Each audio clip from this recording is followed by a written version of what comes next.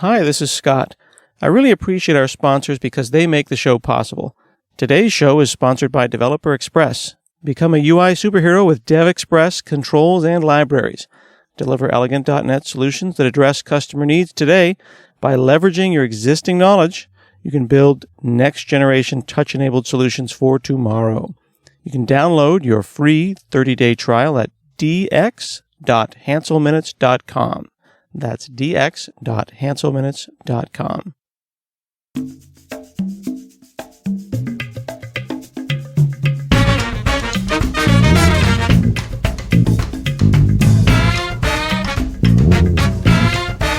Hi, this is Scott Hanselman. This is another episode of Hansel Minutes. Today I'm talking with Cindy Alvarez. She is the author of Lean Customer Development, Building Products Your Customers Will Buy. Look at all those stars you've got on Amazon. This is doing really well. Congratulations. Thank you. It's good to be here today.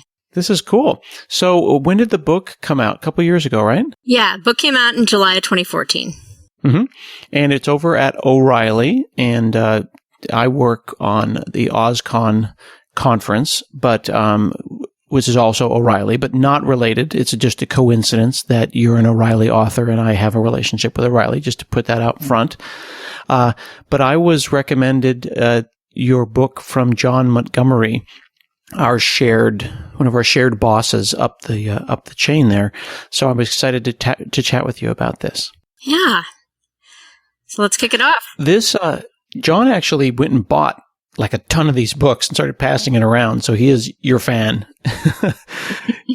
The name Lean on the book cover is big because Lean is like a topic right now, like Lean software, Lean. I had Tom and Mary Poppendick come on and talk about Lean processes. How is this a buzzword? Is this being used as a buzzword, or does this mean something more than just a buzzword? So yes and no. The funny thing is actually the reason the title is Lean Customer Development is because the O'Reilly series of books all started with Lean. Customer development is one of the tenets of Eric Ries's original Lean startup philosophy. There's no such thing as non-Lean customer development. I mean, I guess there could be, but it's not as though there was an existing thing that this is different from. But Lean in general is a sense of not wanting to waste, to wanting to learn as quickly as possible. And some of you may be familiar with, from the Lean Startup book, the notion of learn, measure, build. And so the subtitle of the book really kind of gets at that is we don't want to be building things that no one wants. We don't want to build things that people aren't going to buy. We don't want to build things that we're going to get stuck supporting for years that don't really meet customers' needs. So in that sense, Lean is its own kind of thing. And I think the tenets that make it not buzzwordy are the notion that we have to go in being prepared to be wrong. And that means we have hypotheses and we work to disprove them. And our goal really is to disprove ourselves as often as possible, which is pretty uncomfortable. So one of the things that you said there was a hypothesis, like having a hypothesis is important. Like without one, it can't be validated or invalidated. Right. And I think a lot of people believe that they have a hypothesis because how could you build a product without one, right? That's kind of the starting point where I usually come in and talk to people and they say, well, of course we have a hypothesis. And I found it's really interesting to have people do a sticky note exercise where you say, okay, what is the measure of success for this product? Like this product will succeed if it does X, or what will our customers find most valuable about our product? And when you do that and you have people who've been working on a team together, even co-located for months, they will write down different things on that piece of paper. And so there's always these assumed hypotheses. And on a team of 10 people, you probably have 10 different hypotheses. And no one is actually actively trying to disprove them because why would we want to do that? That's super uncomfortable. Wow, that seems like I believe you, but at the same time, I'm like, that's impossible. Like, how could we all not be in the same room or on the same team or in the same Slack and not be generally marching in the same direction or putting all the wood behind one arrow? You're saying that unless we actually assert those assumptions, we might all be heading in slightly different directions. Generally the same direction, but slightly different ones. Yeah, and there'll be slightly different directions. There'll be things like, For example, for any product, there's several different customer types. And one person might have a belief that this customer type is by far the most important, and this customer type is less important but still important, and these people are maybe a future market but not that important. And the person next to them will put those weightings just a little bit different. And even if you're just off by 5%, that might make the difference between choosing to invest in a feature that isn't really going to pay off for you and your team, because it's the least important customers who benefit from it. And it might even be actively bad for your best customers. And so kind of constantly questioning that and having people assert this is what we believe and this is why saves a ton of time later on. You said a couple of words there, though, that were kind of like subjective adjectives. Like, what are our best customers? How do you measure something like that? Sure. So we all want jobs, right? So our best customers are people who use our products and pay us for those products. I mean, that's basically it. So in the case of something like Yammer, which is where until recently I worked, that's part of Office 365. So we don't have a standalone, sort of set of people purchasing this and not other things. But so we look at usage. For people who are selling individual SKUs, it might be usage. It might be downloads. If you build apps for the App Store, it may be in-game purchases. Your best customers are the people who are buying 1,200 Pokecoins, every week. They're not the people who have never spent money. Those people are useful in terms of spreading buzz, but after a certain point, buzz does not pay our salaries. But it seems like if you look at what people do on, what Snapchat just sold for like $1 bajillion, right? Right. No one was paying them those. So they're going based on the power of a ton of people use us, which I don't know if that's power or not. That's just the step one, get a bunch of customers. Step two, profit. Right. And that's a bet that doesn't pay off for very many companies, but when it does, it pays off tremendously. If you think of Facebook initially, no one was paying anyone for that. Now they make a ton of money on advertising, targeting, possibly swung an election recently. A lot of power came out of that. But, I've been in the software industry long enough to have seen a lot of companies who did that, will build an audience and then monetize it later somehow, and most of them aren't still with us. Okay, so that's a risky way to do things. Ultimately, people do have to pay, and you have to optimize for those. So you want to make acquisition easy, but still optimize for those that are paying. Sure. I would also say that in the case of Snapchat, they may be looking at the type of audience they have too. So the other thing is not just that in most cases you want people to be paying, but there's the saying that if you're not paying for something, you are the product. So if the consumers of a particular product are particularly valuable, that's more likely to pay off as well. And so in that case, you might be looking at the usage of, are these millennial teens that we expect to have a lot of buying power soon? In that case, they're a more attractive audience than maybe, lower income, middle-aged folks who are unlikely to change their socioeconomic status. I don't know. That's getting more into pricing and economics than my normal forte, but. Sure. But it does, it's good to put this in the context, maybe not of pricing, but rather products that we use. Like I know a ton of people that are excited about Slack and use it, but I don't know if I know anyone who, we all use it for free. Like we use the free one, right. I don't know a lot of people throwing money at Slack as an example. So when getting this back to where it started, which was best customers. Right. How do you measure that? And then it also gets me thinking about the best aren't necessarily the loudest customers. Absolutely. Yeah. I see a lot of people chasing loud customers. Yes, because they're right there. It's so easy to hear from vocal customers. And sometimes they coincide with best. Mm-hmm. Sometimes they coincide with the people who are paying us a lot of money, but who may not actually be that devoted to our product. But what we want to look at is, are they the best in terms of, as our market grows, they're going to continue to be with us? And also, are they representative? So especially in the startup world where I came from, a lot of times you'd get one blue chip customer who was the kind of person you'd be excited to put their company logo on your website. Like, yes, we've made it. We have, whoever it is. We have Nintendo. We have Fidelity. We have America Online. I kind of dated myself there. But anyways, you have one of those customers who's paying you a lot of money that everyone has heard of. And it serves to legitimize your business, but their needs may be incredibly non-representative. And so you want to build things to make that customer happy, which ends up making your product much less good and usable and compelling for other audiences. And I've definitely been at startups where we chased that one customer who kept wanting things that were uniquely suited to their business that actually were detriments to other people adopting the product. Exactly. I think that there are these charged words like best and right that can send one in the wrong direction, especially if you're a startup and you get like the one customer. You end up building the product for them. And like internally, we do this thing called dog fooding at Microsoft, where we'll go and like get a customer that dog foods or eats their own dog food. And then the next thing you know, are you building the .NET framework, or are you building a really great runtime for Xbox to use? Yes. So what is best and what is right can make you can fool yourself into thinking that you validated your hypothesis, but you really just found a great customer who's excited about your product. But that's not the right thing for real people.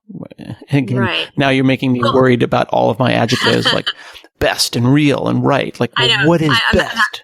I'm having the same effect. And it makes me laugh because, I have managed researchers for the past few years, and I always caution them about saying everyone or all. Mm-hmm. So because our sample sizes are small, you cannot say everyone is confused by this, because we know that can't possibly be true. And it just gives people an opening to like pick at the rest of your methodology. So it's many people. We keep talking to people who say this.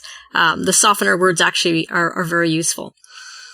But I think, that customer that's in front of us, I kind of want to bring it back to hypothesis, right? If you look at the rest of science, you can't have a hypothesis and prove it in one limited context and declare it a success. That doesn't work for FDA trials. It doesn't work for, creating a light bulb or anything like that. Mm-hmm. So it's where I keep pulling it back to that hypothesis. You can never prove a hypothesis. You can elevate it to a theory, but there's always a chance that something will come along. And so when we put a product in front of one customer, or even several customers that are very tightly united in terms of their behavior, we can't necessarily extrapolate that out to a big market. And so that's where we take that notion of trying to disprove it. So if we say, look, Xbox loves this framework. It's amazing. They're obviously a really impressive customer. We've got really smart people using it. Let's keep doing more of this. The lean methodology says this is where someone should say, wait a second, we should disprove this. We should find other customers that are like Xbox to see if they still like our product. We should find customers who are equally attractive in terms of how much they could be using the product and paying us, but who are not Xbox, and we should see what they do. We should see how they behave, because it's possible that if we took this framework that Xbox is using and put it in front of, an NVIDIA or, even a hedge fund trader or someone like that, right, that they would say, this is crap. We're never going to use this. And, a business cannot sustain on that one blue chip customer. So then parsing that, this is good. This is very helpful to me. Like parsing validate or invalidate.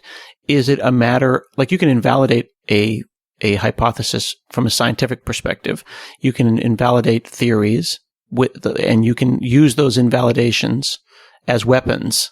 Yes. To invalidate entire products and say, well, we're in completely the wrong direction. Does that work in a customer and product development fashion? Can you say, nope, we've just invalidated everything. Like it all stops now. Or does it just mean, well, that's not going to work for those customers? Right. I have never seen it come to a full stop in an enterprise, and it probably never will. Okay. I have seen, for example, I do a lot of startup mentoring, and I've seen startups where they entirely pivoted because they don't yet have products or customers, and they went out and they talked to 20 people who represented what they thought was their best market and said, man, none of these people are going to pay us for this. I just quit my day job. I can't pursue something that none of my target customers want. Yeah. Or better yet, people who say, I'm not going to quit my day job because I don't think I have anything here yet. So I've definitely seen entire things pivot or be scrapped based on this methodology. Where when you get into either a small existing company or, certainly at a Microsoft-sized company, you might invalidate something. You might say, look, the majority of developers today are making these decisions. That doesn't mean you can stop developing something legacy that's been around for 10 or 20 years, because even that diminishing population is still paying you money and still having value. What it can do is change the percentages of where you're investing time. So back to those vocal customers, if they represent an edge case of your future business, okay, they're really loud, they're paying us a lot, but we think going forward, they're going to be a diminishing part of our market. In that case, you might say, we're going to invest 15% of our time in the things they want and put 85% on newer things, or, fill in your own percentages. But it helps adjust those percentages to where your best opportunity cost is. So how do you find a balance between interviews, which often get referred to as, like, I've heard them termed verbatims or anecdotes. Sometimes people use those as data and they imply, like, this is a fact. Well, like, no, that's an interview and that's a thing that someone said. How do you balance that with telemetry and then more generalized customer feedback, which isn't in a formal one-on-one interview? Sure. So I treat interviews as a risk reduction tool initially. So what you're trying to do is make sure that we're not making any obviously wrong mistakes. And because we assume that we're not going to make obviously wrong mistakes, that sometimes that's tough for people to get their heads around. They say, well, we're smart people. We're not going to make these obvious mistakes. And rather than try to argue that point, I usually just have people join me on a customer call and ask them to take notes. And then at the end of it, typically they say, whoa, we were really wrong about a lot of things. So interviews are a great way of making sure that you're not making big, obvious mistakes. It's also a really good way of looking at things that telemetry will never be able to answer for you, which is essentially why. Why did someone do that? You can make inferences based on data, but they're often wrong. Whereas if you watch someone do something, set a configuration, automate something, make a purchasing decision, and you kind of ask them questions around, how did you make that decision? Or how have you done this in the past? You realize that there's a lot of why things that weren't coming through. So you're never going to get that out of telemetry. And the other thing is that the interviews are often kind of these canaries in a coal mine. So a lot of times when I've done interviews, for Yammer and past products, I would hear things from customers that were very surprising. And I wanted to make sure that I didn't just talk to 5 weird people in a row. And so that's generally when I would look to the data, either myself or to a data analyst, and kind of say, we've heard a lot of people complaining about this area of the product. Is there anything that in our usage patterns that suggests that this is a big pattern? Are people who use this part of the product less likely to come back? Are they less likely to post on Yammer? And a lot of times our data analysts were able to run some queries and say, yeah, there's some there. For example, people who used Yammer and actually rated it highly, they said, we love this thing. We'd ask them, what was the last thing you posted? And they would say, oh, I don't post. I'm kind of reluctant to post. Some people actually use the word scared. And when I brought that back to the product team originally, there was almost some derision, like, scared to post. That's ridiculous. And I thought about this and I thought, well, how can we prove that this is true? Seeing as we can't look into people's content. And working with our analytics, we found that posting rates, the odds of whether a single person was likely to post or not, were incredibly higher in private groups and incredibly higher in small groups.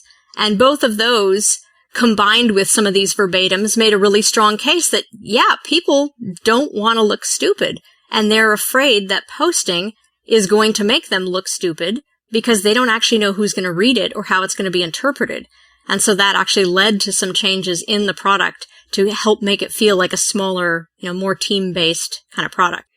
I see. So someone it's like I'm often afraid that I'm going to send something to more than a certain amount of people. So I like it when if I put a bunch of distribution lists or groups on Outlook has a little thing that pops up that says, you're about to send this to 4,000 people by adding up all the different people. Are you sure you want to do that? And I love that. Yeah. Yeah, that's a great preventing you from feeling stupid kind of tool. But it also gets to that point, though, of like, this is a talk to everyone in the company tool, and people are afraid to use it because they don't want to talk to everyone in the company. Yeah, and because people have seen words twisted. People have seen casual, we could probably do that in 2 weeks, being taken as gospel. And then, when 2 weeks passes and the thing isn't done, someone gets yelled at because they made an offhand comment. And that's more of a critique of corporate culture than our product, but, the two are intertwined, of course. And that's actually really common. Corporate culture and where those products are used are often intertwined. And social culture and the context where people use consumer products are often intertwined. And those things don't make it into customer feedback, and they don't make it into usability tests often as well, because people are trained to think that usability testing is about the product and how well I can use it. But if the problem is that this product is not what all the cool kids are using, to go to the Snapchat example, then you're not going to hear an email saying, I didn't use this because my friends aren't using it. But you would, in a conversation, hear something like, I have to get an iPhone because all of my friends are on iMessage, and if I'm not there, I won't get invited to parties. That might be a really big factor in your product development process is, people are making these decisions based on their friends or their spouse or what their manager thinks is a good use of their time. Mm-hmm. When people do these interviews, I assume that there are behaviors that they could do that would invalidate the interviews or kind of mess up the interviews. Just like interviewing people for a job is both an art and a science, and one could invalidate the interview. They can screw it up and and leave a person unhappy. I assume that people could also do an interview with a customer and do the product a disservice if they exhibited certain behaviors during that interview. Is that correct? That is correct. And I think, not to pick on engineers, but I feel like this is a thing that happens frequently, is if your sense of the world is to be a problem solver and to look to make things right, even with the best possible intentions, you might try to talk people out of their feelings or attempt to find a solution where someone was not looking for it. Or try and basically defend your product. You built it. And those are the only times when I've really seen interviews go badly, is you're talking to someone, they're opening up to you, they're saying, look, I just find this really hard to use because I try and do this, and they get interrupted with, wait, that's not how you're supposed to use it. Let me show you how it should be done. And that's really, that makes us feel pretty awful. And, or someone might say, I really wish your product did this. And someone says, but it does. Didn't you look under this menu? Mm-hmm. Those things get really bad. Or anytime someone talks about a feeling, asking why, which is a great question, but needs to be softened. Just recently, I was sharing some feedback about Teams, back with Microsoft Teams, back with the Yammer team. And I said that I did something that made me feel stupid. And one of my ex-coworkers said, well, why did you feel stupid? And I immediately felt more stupid. I didn't even really want to answer him. Mm. And so you can get in these negative feedback loops. So there's this kind of very much sense of trying to be very zen about taking it all in, not arguing with anything, gently asking more questions. If that coworker had said, wow, that's really interesting. I'm just curious, Cindy. Can you tell me a little bit more about why you felt that way? I wouldn't have had that same immediate aversive reaction. And it can feel kind of fake sometimes, which is why I often suggest that people who are trying to implement customer interviewing start out as note takers and with someone like a user researcher doing the interview, because those are people who have been trained to take a very neutral tactic. Yeah, this is something I think, like, one could argue that an engineer or myself or whoever, I'll just throw myself under the bus, could, use that as an opportunity to try to validate themselves, make themselves feel better, make them feel better about the product that they just built while they're hearing, possibly negative feedback. If someone wasn't successful using their product, that makes me, the interviewer, feel bad. But it's not about me. Like, this is an interview that is literally in no way about me. So you're asking for them to be empathetic. All you want is empathy. Right. And I think a lot of times what's helpful is to have a little bit of a training before people jump into interviews where we basically reinforce that and say, you know what, you're going to hear some people complain about your product, which you are proud of. And the point is that you want it to be better than it is today. And by listening to these people and understanding their behaviors and how they make decisions and how they use our product, we can figure out how to make it better. So it's very much a local maxima problem. If we don't listen to customer interviews, we feel like we're at the top of that peak. But when we listen to them and we kind of see what the actual opportunities are, we realize, this is a local maxima. It's going to get worse. We're going to have to go through the period of hearing how our baby is ugly, but then it's going to get much better. And I find that even just reminding people of that is a really helpful way of helping them go through an interview and not, feel terrible. If you don't mind, for people who may not speak English as a first language or may not be familiar with that term, could you just very briefly talk about what local maxima and local minima are in that context? Sure. Ooh, let's see if I can actually explain it in a mathematical way, because I probably cannot. So there's a sense of, based on the information you know today, that's how you're evaluating your success. And a local maxima is where, as far as your information is telling you today, you're doing well. You're at the top of your game. And, you can't see me do the little hand motion, but, if you see it graphed, you'll see there's like a peak and then a valley and then a higher peak. And once you broaden your perspective, you bring in more information, you might notice that, hey, you're on top of a hill, but you're actually right next to a mountain. And so, but to get to the top of that mountain, you're first going to have to descend the hill and be even lower, and you're going to feel like you're losing ground, right? Because you were at a higher altitude and you came down, and now you have a lot more climbing to do. But most of us would rather scale the big peak. That's why we do what we do, is we build great things. And so we have to have that, short-term blow and short-term a drawback. Right. It's that point of the limit of the current design, but if you make a big change, you could potentially reach a much higher maxima and mathematically an extrema. Yes. All right, cool. I appreciate that. So in the book, you cover all of the stuff that we've talked about. You talked about validating and invalidating the hypothesis. You actually go through play by play how to do the customer interviews. So detailed, kind of like pragmatic advice on what people can do. It's only a couple years old, but I'm just curious, is there anything that you would add in the 3 years since the book came out, or any lessons that has invalidated any aspect of the book in your mind? There is nothing that I would say has been invalidated, but there's probably another chapter that could be added, which is essentially the why you tried this and it didn't work. And I've actually given that as a workshop a few times. And, to summarize briefly, it's, if you try this in a place that is not willing to accept the changes, it's not entirely worth the effort. So to practice lean in general means letting go of strict project plans and deadlines and scope, which were always kind of a myth, but we held to them, right? We said, we're going to build these things in this amount of time. We've got burn down charts. We've got estimates of how long each thing will take. If you are approaching a hypothesis with the intent to prove it wrong, you can't do that, because you might find out in week 1 that we were wrong about this. We shouldn't build this feature. So we should build this other thing instead, and that thing will take longer. Or the reverse. Occasionally you say we can cut scope, but, obviously that happens less often.